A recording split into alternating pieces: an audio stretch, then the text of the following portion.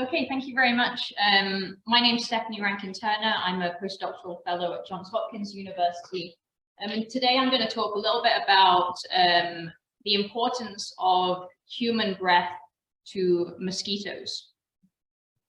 So in many countries of the world, mosquitoes and mosquito-borne diseases are still a major problem. And as such, a lot of our research at Johns Hopkins is focused on developing new interventions to reduce the impact of mosquitoes on these communities. Now, a big part of what we look at is the interface between mosquitoes and humans in terms of host-seeking. So when a mosquito is looking for a human to blood feed from, they use a range of different cues to find us. So they're attracted to our body temperatures and our physical forms. But then after this, breath plays a really big role in how mosquitoes find us. So they are attracted to the increased humidity as we're exhaling. Carbon dioxide, as I'm sure you know, is a major product in our breath, and also actually one of the biggest attractants to mosquitoes. So the second they detect carbon dioxide, they're activated and they'll start driving towards the source of that carbon dioxide. As they get closer to us, it becomes a lot more complex.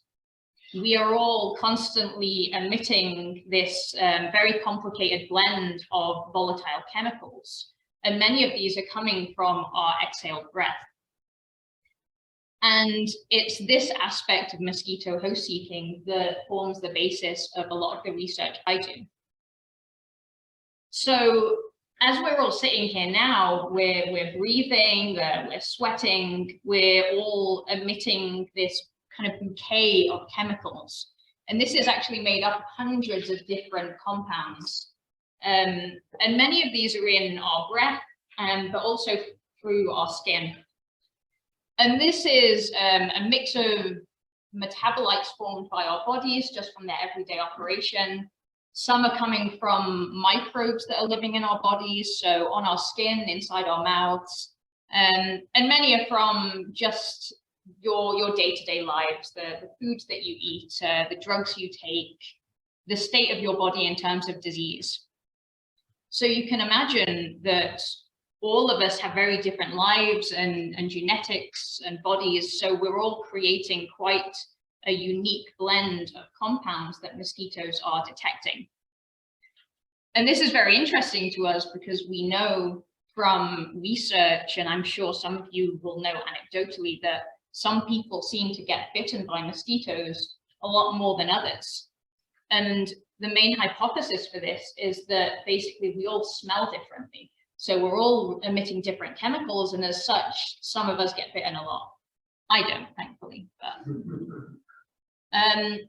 and this is something that we're really interested in looking at. So I just want to talk about two of the ways we have of studying this aspect of human odor chemistry in Johns Hopkins and how we're using this information to tackle mosquito-borne disease. So two methods we have, one is very laboratory-based and one is very field-based. So in our laboratory at Johns Hopkins, we have a sampling chamber that we will place a human being in, and they just sit there for half an hour, breathing, sweating, and we collect the air out of that chamber. So we're essentially collecting that person's breath and that person's odor. And we can then analyze this sample using a technique called mass spectrometry, which basically lets us identify all of the individual chemicals that your body is secreting. And we can also look at the amounts of these chemicals. So this is the only bit of data I have in here. It's kind of to give you an idea of both how complex our odor is as people and how much variation there is. So what you're looking at here, each of these columns is essentially a scent profile of a person. And the different colors you see are different chemicals that are being produced and released by our bodies as we're exhaling and through our skin. So hopefully you can see two things right away. One is that how we smell is incredibly complex. And another is that we're all very different. So a lot of chemicals that we're releasing are detected in all of the people that we place in our sampling chamber, but they're present in very different amounts. And this is important to us because we know already that some of these are known attractants to mosquitoes, and the relative amounts of these seem to be what's driving this host preference. So what's causing some people to be bitten more by others. So we know that we can look at the chemistries of people to identify how they might be smelling to mosquitoes. But this is when we take our research to the field. So over in Zambia, Johns Hopkins has a big research site where we can look at mosquitoes in a more natural context in relation to how humans smell and how attractive we are. So on the left here is a bird's eye view of our experimental setup. So we have a big 20 by 20 cage that we release hundreds of mosquitoes into. They can't escape from that cage. And then around the outside of this, we have people sleeping in tents overnight. And while they're sleeping in there, we duct their odor, so a combination of their breath and their skin chemistries, into this central flight cage, where we use a little camera setup to study which of those people the mosquitoes are most attracted to. So in the bottom right here, we just have a heated platform that the odor is being emitted onto, and then a little Raspberry Pi camera on top.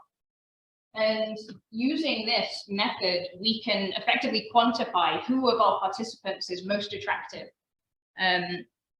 And we see some really big differences between how attractive some people are. And that's consistent overnight. So the same people are always attracted to the mosquitoes each night. And at the same time, we can collect odor samples from the tents for chemical analysis in the same way that I previously described. So then at the end of this, we will have information on who out of our people is most attractive, and why is that happening on a chemical level. So for the last slide, I just want to talk about why this is important, because it's not just important on a fundamental level of understanding human chemistry and mosquito attraction. We can actually use this information to create new interventions.